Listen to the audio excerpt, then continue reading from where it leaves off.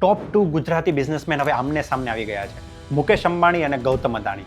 આ લડાઈ છે કચ્છના વિશાળ રણ પર રાજ કરવાની, જે બનવા જઈ રહ્યું છે $multi-billion ગ્રીન એનર્જીની સોનાની ખાણ. એક તરફ છે ગૌતમ અદાણી, જેમની કંપની ખાવડામાં દુનિયાનો સૌથી મોટો રિન્યુએબલ એનર્જી પાર્ક બનાવી રહી છે. આ પાર્ક પેરિસ શહેર કરતાં પણ 5 ગણો મોટો છે. અદાણીનું લક્ષ્ય 30 ગીગાવોટ વીજળી ઉત્પાદન કરવાનું છે, જેમાં 26 ગીગાવોટ સોલાર અને 4 ગીગાવોટ પવન ઉર્જા હશે.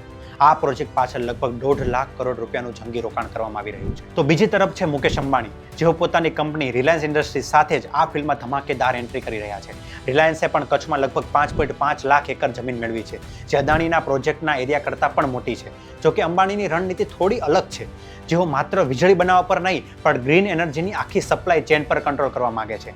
આ માટે રિલાયન્સ જામનગરમાં એક વિશાળ ગીગા કોમ્પ્લેક્સ બનાવી રહી છે, જ્યાં સોલાર પેનલ, બેટરી અને ગ્રીન હાઇડ્રોજન જેવી વસ્તુઓ બનશે. જો સાદા શબ્દોમાં કહું તો અદાણી એક વિશાળ પાવર પ્લાન્ટ બનાવી રહ્યા છે, જે દેશને વીજળી વેચશે, જ્યારે અંબાણી એક એવી ફેક્ટરી બનાવી રહ્યા છે જે પાવર પ્લાન્ટ બનાવવાનો સામાન, વીજળી સ્ટોર કરવાની બેટરી અને ભવિષ્યનું બળતણ પણ બનાવશે. આ લડાઈનો ફાયદો ભારતને થશે? તમને શું લાગે છે? ક્લીન એનર્જીની આ રેસમાં કોણ બાજી મારશે, અંબાણી કે પછી અદાણી?